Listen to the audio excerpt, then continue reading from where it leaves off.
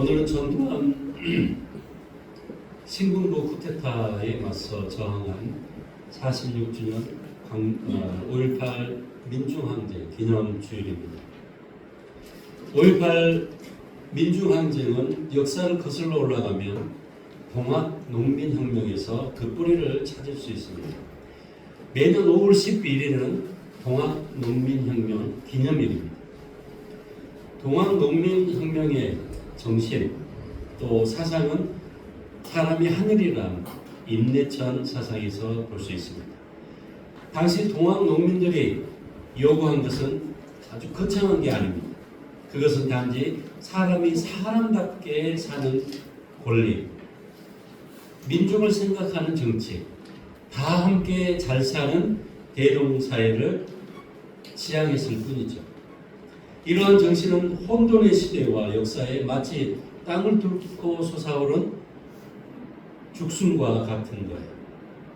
이는 일제강점기에 나라를 되찾겠다는 독립운동으로 이승만 독재 정권에 항거한 4.19 혁명으로 전두환 신군부 쿠데타에 저항한 5.18 민중항쟁으로 부활한 것입니다. 특히 5.18 민중항쟁은 한국의 민주주의를 한 단계 더 끌어올리는 데 큰 공헌을 했습니다. 민중이 사회 주체가 되어야 한다는 이 정신은 5.18 민중항쟁에 멈추지 않았습니다. 이 정신은 6월 항쟁으로 촛불혁명과 빛의 혁명으로 승화되었습니다. 특별히 5.18 민중항쟁과 빛의 혁명 당시 시민이 자발적으로 필요한 곳에 필요한 걸 채우는 공공 경제 공동체를 이루었다는 점이 주목할 만합니다.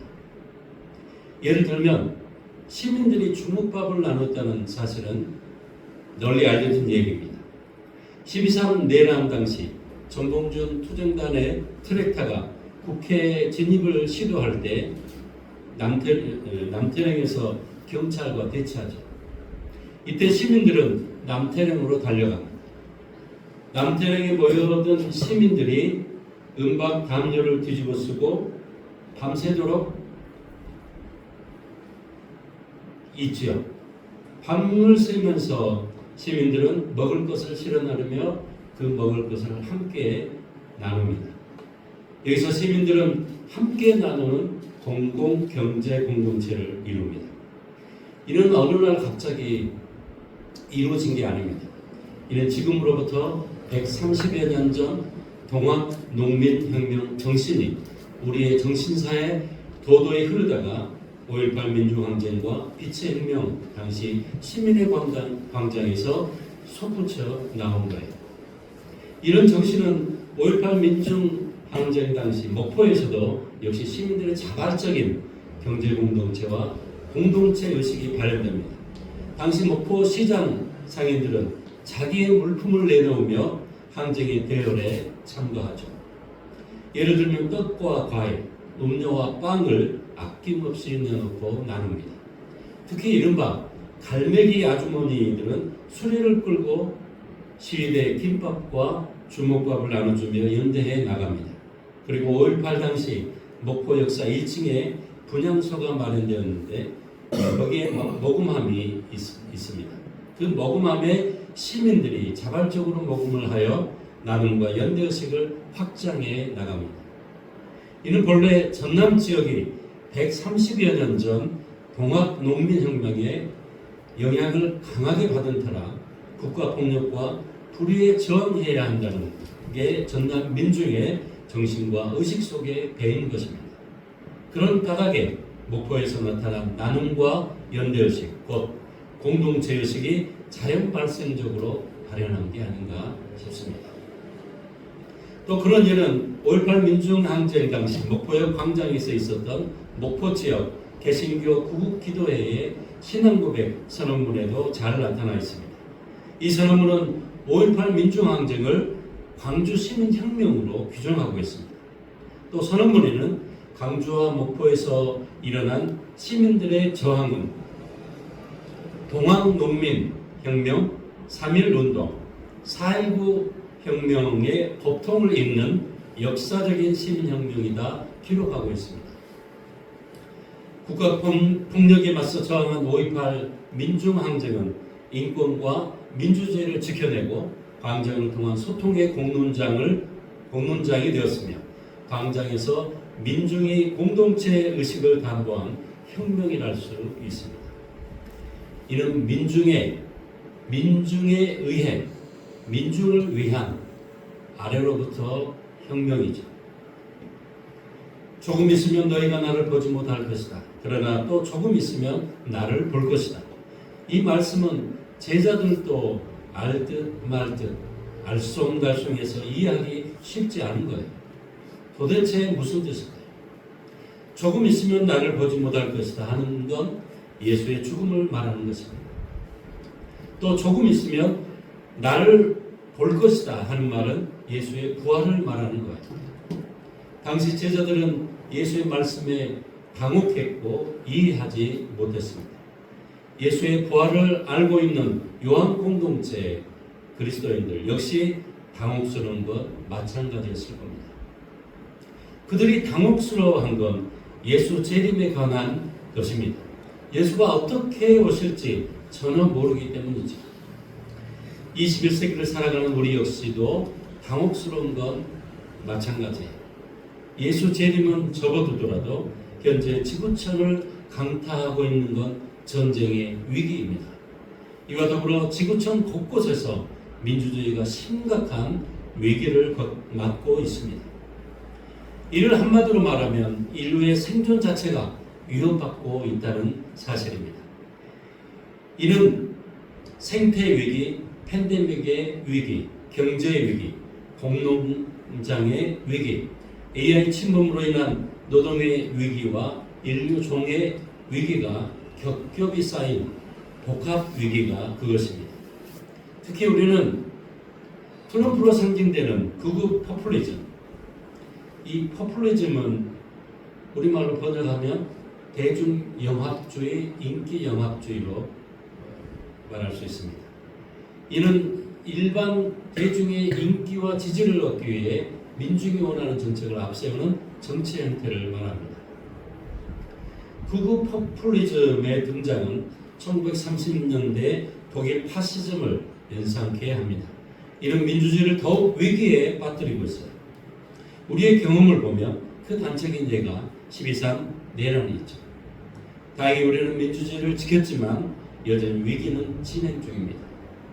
눈을 돌려보면 그 위기를 더 부채질하는 게 있습니다. 모험 경쟁을 부추기는 신자유주의식 경제 질서는 1대 99라는 양극화를 불러왔습니다. 이런 위기 속에서 자본과 제국주의 국가들은 우크라이나에서 가자지구, 베네수엘라와 이란 침공 등 세계를 전쟁의 위기와 공포로 몰아넣고 있습니다. 어쩌면 가장 중요한 위기는 사회관계망 서비스, 곧 SNS와 유튜브 발달로 광장의 공론장이 사라지고 있다는 점입니다. 정파적 정보와 가짜뉴스, 특히나 알고리즘으로 인한 가짜뉴스가 대중의 의식을 지배한다는 사실입니다. 더구나 지구온난화로 인한 생태 위기가 우리를 공포의 도가니로 밀어넣고 있습니다. 지난 코로나19와 같은 팬데믹 위기가 언제 어떻게 들이닥칠지 모르는 현실에 있습니다. 그리고 인공지능의 발달로 인한 AI 혁명, 우리가 소위 이른바 4차 혁명이라고 부르는 그 AI 혁명은 오히려 인류를 위기로 몰아넣고 있습니다. AI는 노동을 대체하고 있습니다. 이에 따라 수많은 사람이 실업자로 전락하고 있습니다.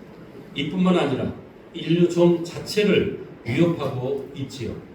특히 이란 전쟁에서 볼 수 있듯이 AI가 장착된 드론이 적극적으로 활용되고 있습니다. 아마도 앞으로 전쟁은 AI가 장착된 드론 전쟁이 되지 않을까 싶습니다. 이는 결국에 인간의 의지가 아닌 AI가 인류를 파멸로 몰고 가는 거죠. 이런 위기를 바라보면서 우리는 5.18 민중항쟁 정신을 다시 새겨보게 됩니다. 거듭 말씀드리자면 5.18 민주항쟁은 국가폭력에 맞선 저항한 혁명입니다. 이에 5.18 민주항쟁은 인권과 민주주의를 지켜냈고 광장의 공론장을 끌어냈고 나눔과 연대라는 대동세상을 이룬 공동체 의식을 우리에게 남겨주었습니다. 특히 5.18 민주항쟁은 범죄 하나 없는 자치를 경험했고 다 함께 사는 대동세상을 경험한 거예요. 이를 가능케 했던 것, 당시 시민들이 생필품을 자발적으로 나누고 연대했던 공동체 의식이 존재했기 때문입니다.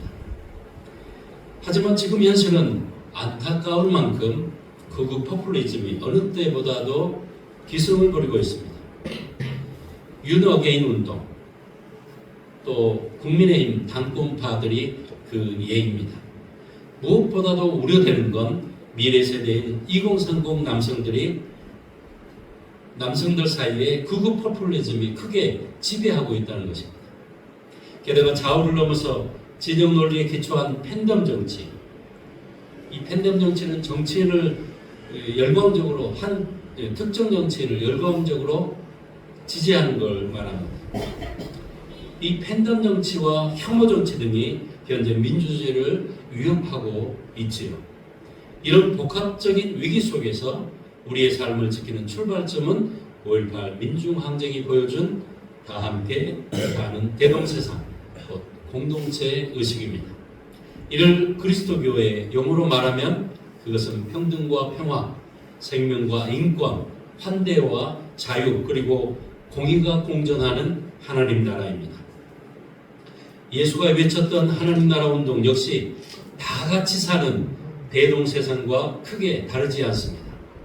예수는 로마 제국의 폭력과 제국의 비호한의 권력을 행사하던 당시 유대 정치 종교 권력에 저항했지요. 그는 가난과 궁핍과 억압과 폭력에 시달리는 민중들의 삶을 외면하지 않고 그들과 함께 동고동락했습니다. 이런 예수의 정신이 5.18 정신과 빛의 혁명 정신에 맞닿아 있습니다. 예수의 하나님 나라 운동은 그것이 광장이든 길거리든 들판이든 개인의 집이든 민중과 소통하는 공론장을 만들어냈습니다. 그 대상은 제자들이건 병자들이건 정치 종교 지배층이건 또 세리와 성매매 여성, 어린이와 홀로 된 여성, 농부와 어부, 삶의 밑바닥에서 구걸하던 가난한 백성이든 가리지 않았습니다. 예수가 갈릴리 시골에 있든지 예루살렘 도시에 있든지 그곳이 어디든지 모든 사람이 평등하고 평화와 자유를 누리며 사람이 사람으로서 권리를 보장받고 보잘것없는 이도 환대받는 공의가 꽃피는 현장이 되었지요. 이것이 바로 모든 이가 함께 사는 대동세상입니다. 사람이 발딛고 사는 세상은 슬픔과 기쁨이 공존합니다. 어떤 일이 슬프다고 해서 마냥 슬픈 게 아니죠. 그렇다고 기쁘다고 해서 그게 반드시 반복되지는 않습니다. 기쁨이 슬픔으로 변할 수도 있고 또 슬픔이 기쁨이 되기도 하지요. 이게 인생이고 시대와 역사를 건너가는 삶의 과정이지요. 오늘 예수는 제자들에게 이별을 예고합니다. 요한복음 13장에서 17장까지는 고별사를 다루고 있습니다. 이제 세상에 남게 될 제자들에게 위로와 약속의 말을 건넵니다. 이에 따라 본문 전반부는 헤어짐과 다시 만남을, 후반부는 슬픔과 기쁨을 대조적으로 언급하고 있습니다.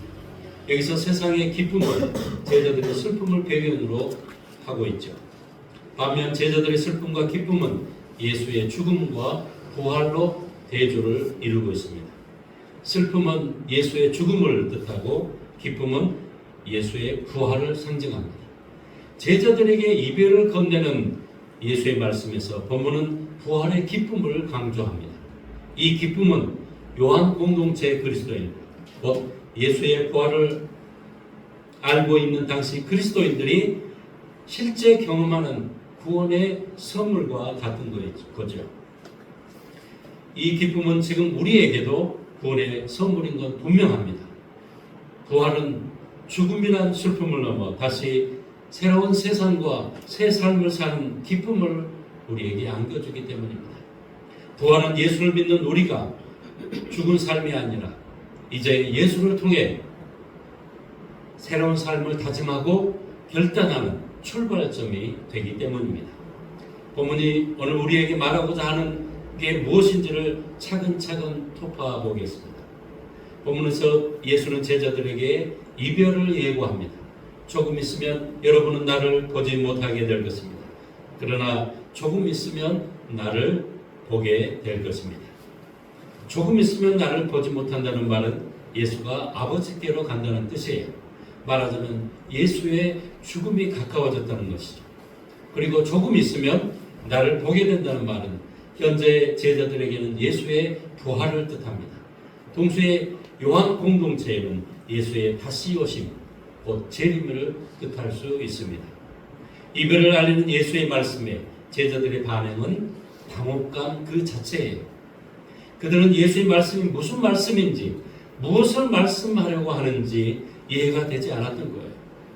도무지 알쏭달쏭한 것이죠. 어찌 보면 예수의 떠남도 돌아옴도 제자들에게 충격인 건 마찬가지예요. 이 장면은 마치 예수와 제자들이 이별과 재해라는 주제를 놓고 토론이 있었던 것으로 느껴집니다.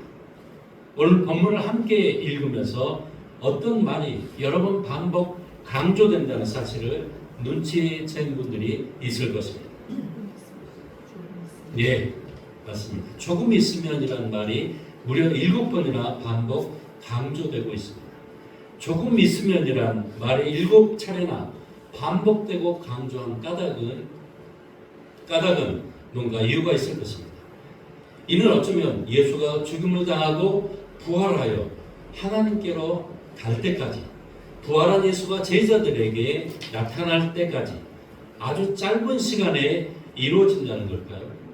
말하자면 예수의 떠남에서 다시 만남으로 곧 바뀐다는 거겠죠. 제자들이 당혹스러워할 때 그것을 눈치챈 예수는 자신이 제국과 국가 폭력의 죽임을 당한 뒤에 부활할 것을 에둘러 이렇게 말씀합니다. 여러분은 울며 통곡하겠지만 세상은 기뻐할 것입니다. 여러분은 슬퍼하겠지만 여러분의 슬픔이 기쁨으로 바뀌게 될 것입니다. 제자들이 울며 몹시 슬퍼하는데 세상은 왜 기뻐하는 걸까요? 그건 세상이 예수를 이겼다고 착각했기 때문이에요. 당시 사람들이 제국과 국가의 불의에 저항한 예수가 허무하게 실패로 끝났다고 오해한 것처럼 전두환 신군부가 광주 시민을 폭도로 5.18 민중항쟁을 폭동으로 내몰아 광주 시민을 잔인하게 학살하고 축배의 잔을 마셨던 것처럼 사실 국가폭력 불의는 잠시 승리할지 몰라요. 하지만 그건 결국에 실패하고 맙니다. 정의는 언제 이길지 모르나 결국에 승리한다는 게 진리입니다. 이런 맥락에서 볼 때 5.18 민중항쟁은 끝내 승리할 것입니다. 국가폭력에 맞서 저항한 5.18 민중항쟁과 대동세상을 이루었던 5.18 정신은 반드시 헌법 전문에 수록될 것입니다.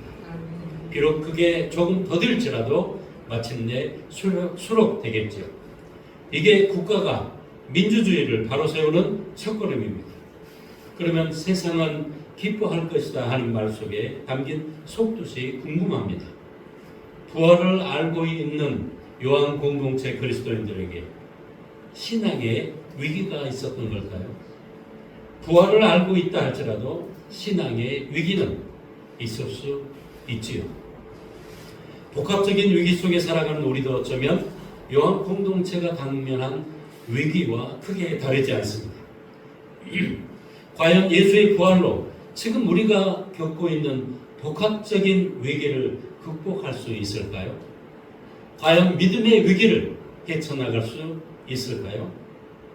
이에 예수는 도리어 근심과 슬픔이 곧 기쁨으로 바뀔 것이라고 말씀합니다. 이에 서로 토론하고 묻는 제자들에게 직답을 피한 예수는 슬픔이 기쁨으로 바뀌는 실제적인 변화의 역점을 두면서 해산하는 여인의 생생한 비유를 듭니다. 이 비유는 여러 가지 현실에 적용될 수 있습니다. 이를테면 이런 것입니다. 예수 자신이 겪게 될 일, 죽음과 부활이죠. 제자들이 예수의 죽음과 부활을 통해 경험할 슬픔과 기쁨, 이후 예수를 따르며 겪게 되는 고난과 기쁨, 지금은 감당하지 못하는 진리를 배우는 일, 예수가 보내심을 받은 것처럼 제자들도 보내심을 받되 어둠과 고난에도 보내심을 받는 일이 그것입니다. 또 죽은 자가 산 자를 살리는 일과 과거가 현재를 구하는 일, 다시 말해서 46년 전 5.18 민중항쟁이 오늘 우리를 있게 한 일, 12.3 내란을 극복한 빛의 혁명이 오늘의 민주주의를 지켜낸 일입니다. 해산하는 여인의 비유는 억압받는 백성의 고통을 상징합니다. 또 이 비유는 메시아의 고통을 상징하기도 하죠. 이 비유를 말씀하시면서 예수는 근심과 슬픔이 기쁨으로 바뀌게 될 거라고 제자들을 위로하고 있습니다. 사실 슬픔은 참는다고 해서 기쁨이 저절로 오는 게 아니죠. 슬픔은 기쁨으로 바꿔야 슬픔이 극복되겠지. 기쁨은 아무런 노력 없이 오기만을 기다린다고 해서 오지 않습니다. 민주주의는 민주시민의 물리적 저항으로 이루는 것입니다. 이를테면 계엄군의 장갑차를 막아서는 일입니다. 국회의관 앞에서 밤새도록 12.3 내란에 저항하는 일입니다. 시민이 광장에서 응원봉을 들고 무능과 무지와 무책임한 대통령을 권력의 자리에서 끌어내리는 일입니다. 이게 민주주의를 지키는 일이죠. 46년 전 5.18 민중항쟁 당시 광주와 목포 등 전남의 민중들은 전두환 신군부 쿠데타에 항거하며 계엄, 비상계엄 해제하라, 계엄군은 물러가라, 김대중을 석방하라, 전두환은 물러가라, 우리는 정의다, 민주주의 쟁취하자 등의 구호를 외쳤습니다. 이런 물리적 저항과 5.18 정신이 있었기에 우리는 지금 존재하는 게 아닐까요? 당시 민중들의 피 맺힌 저항과 희생이 있었기에 오늘의 평화와 자유와 주권을 누리는 거예요. 그렇습니다. 우리는 모두 5.18 민중항쟁의 빚진 자들입니다. 이런 저항 정신이 국가폭력의 고통과 그 슬픔을 이겨내고 마침내 기쁨으로 바꾸어낸 것입니다. 마침내 민주주의를 지키는 것입니다. 그게 모든 이가 함께 사는 대동세상, 곧 하나님 나라로 바꾸어가는 지름길이 될 것입니다. 이 예수는 내가 다시 여러분을 보게 될 때 여러분의 마음이 기쁠 것이요, 그 기쁨을 여러분에게서 빼앗을 사람이 없을 것입니다 하고 제자들을 위로하고 있습니다. 여기서 아주 흥미로운 점이 있습니다. 이는 제자들이 부활의 예수를 보는 게 아닙니다. 이는 내가 다시 너희를 볼 것이다, 곧 부활하신 예수가 제자들을 보게 될 거라는 얘기입니다. 이제 예수께 보이는 것은 영원한 현실입니다. 이 사실을 제자들과 우리가 부활하신 예수를 믿고 신뢰할 때 빼앗길 수 없는 기쁨을 누리게 될 것입니다. 5.18 정신이 헌법 전문에 수록될 때 우리는 반드시 민주주의를 지켜냈다는 안도와 기쁨을 누리게 될 것입니다. 이에 예수는 제자들에게 기쁨에 대한 약속을 언급합니다. 그날에는 이란 말은 예수의 부활과 성령 강림을 가리킵니다. 요한 공동체는 예수의 재림을 뜻하겠죠. 지금 제자들이 누리게 될 기쁨은 말하고 듣고 신뢰하는 기도의 과정을 통해 이룰 수 있습니다. 예수는 제자들이 누릴 기쁨을 이렇게 약속합니다. 그날에는 너희가 나에게 아무것도 묻지 않을 것이다. 내가 진실로 너희에게 말한다. 너희가 아버지께 구하는 것은 무엇이나 아버지께서 내 이름으로 주실 것이다. 지금까지는 너희가 아무것도 내 이름으로 구하지 않았다. 구하여라. 그러면 받을 것이다. 그래서 너희의 기쁨이 넘치게 될 것이다. 이 말씀은 한마디로 기도가 기쁨을 안겨준다는 얘기입니다. 예수가 돌아가시며 또는 예수가 다시 오시며 그때는 어떤 비유를 들지 않아도 예수가 한 모든 말과 행동과 운명에 담긴 뜻이 밝히 드러날 것입니다. 말하자면 지금까지 이해할 수 없었던 모든 수수께끼가 풀릴 것입니다. 이는 예수가 다시 오시면 복합적 위기에 처한 우리가 왜 그토록 과거가 현재를 구하고 죽은 자가 산 자를 살리는지 그 신비가 벗겨진다는 뜻입니다. 이제 5.18 정신을 기념하고 기억하는 것을 넘어 46주년 5.18이 46년 전 5.18이 말하는 걸 지금 여기에서 우리가 실제 말과 행동으로 살아내는 게 현재를 살아가는 우리의 몫이 아닌가 싶습니다. 예수의 정신과 삶을 실제 생활 속에서 행동하고 실천해내는 생활 신앙처럼 말입니다. 이제 다시는 국가폭력에 고통당하고 그 아픔과 상처로 인해 수십 년 동안 트라우마로 살지 않도록 5.18 정신을 헌법 전문에 수록하는 일입니다. 12.3 내란이나 국가폭력이 다시는 자행되지 않는 제도적 장치는 5.18 정신이 헌법 전문에 수록되는 것입니다. 김준태 씨는 강주에 바치는 노래라는 시에서 그해 5월 광주는 함께 사는 즐거움이 있었다 하고 노래합니다. 또 함께 쓰러져 죽으면서도 함께 일어나 살고야만 하늘 같은 펄럭임이 있었다 하고 말합니다. 그렇습니다. 5.18에는 함께 사는 즐거움이 있었습니다.